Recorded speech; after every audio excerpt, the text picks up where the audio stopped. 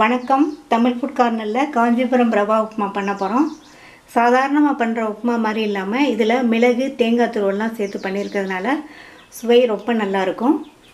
இதுக்கு சைட் டிஷ்ஷே எதுவும் தேவைப்படாது. விருப்பப்பட்டால் தேங்காய் சட்னி, நாட்டு சர்க்கரை எதுனாலும் வச்சு சாப்பிட்டுக்கலாம்.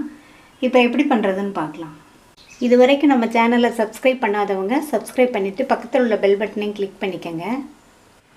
இந்த கப்பில் 1 கப் ரவை எடுத்திருக்கேன். இது 200 கிராம் இருக்கும். இதை இந்த கடாயில் சேர்த்துட்டு வறுத்துக்கலாம். மீடியம் ஃப்ளேமில் வச்சு வறுத்துக்கோங்க. 2-3 நிமிஷம் வறுத்தா போதும். ரவையோட கலர் மாறக்கூடாது.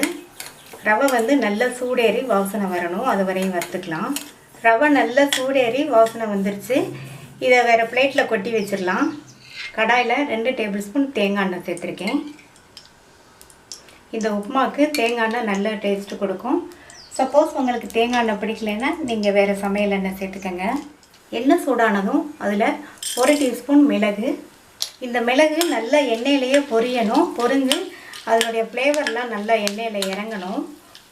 நல்லா மிளகு பொரிஞ்சிருச்சு. அதில் 1 டீஸ்பூன் கடுகு, 2 டீஸ்பூன் உளுந்து,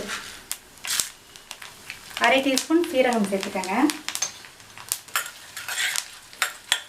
எல்லாமே நல்லா பொரிஞ்சு உளுந்து நல்லா செவந்து வரணும். உளுந்தெல்லாம் நல்லா செவந்ததுக்கப்புறமா அது கூட கறிவேப்பிலை சேர்த்துடலாம். கொஞ்சமாக கட் பண்ண இஞ்சி, 2 பச்சை மிளகாய் கட் பண்ணது, இது எல்லாத்தையும் வதக்கிக்கலாம். அடுத்து 1/4 கப் அளவுக்கு பொடியாக கட் பண்ண வெங்காயம். வெங்காயத்தையும் சேர்த்து லைட்டாக வதக்கி விட்டுக்கணும், கண்ணாடி பதம் வர வரைக்கும். வெங்காயம் வதங்கிடுச்சு. அது கூட 2 டேபிள் ஸ்பூன் அளவுக்கு ஃப்ரெஷ்ஷான தேங்காய் துருவல் சேர்த்துட்டு இதையும் லைட்டாக வதக்கி விட்டுக்கோங்க.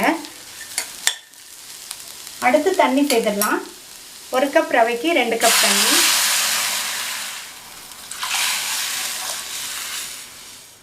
இதுக்கு தேவையான அளவு உப்பு. இப்போ நல்லா இது கொதித்து வரணும். தண்ணி நல்லா கொதிச்சிட்ருக்கு. வறுத்து வச்ச ரவை அதில் சேர்த்துடலாம்.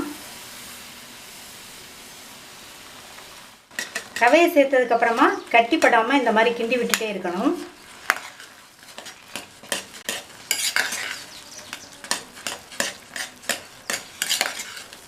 சேர்த்த தண்ணியை ரவை நல்லா இழுத்து ஓரளவு வெந்திருக்கு. இப்போ மூடி போட்டு சிம்மில் வச்சிடலாம். ஒரு 5 நிமிஷம் இருக்கட்டும்.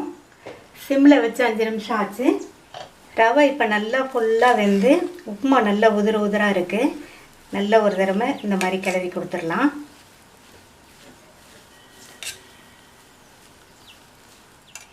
மேலே கடைசியாக கொஞ்சமாக தேங்காய் துருவல் தூவி விட்டுடலாம்.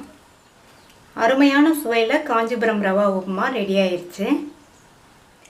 இந்த காஞ்சிபுரம் ரவா உப்புமாவை ட்ரை பண்ணி பார்த்துட்டு உங்கள் கமெண்ட்ஸை சொல்லுங்கள். தேங்க்யூ.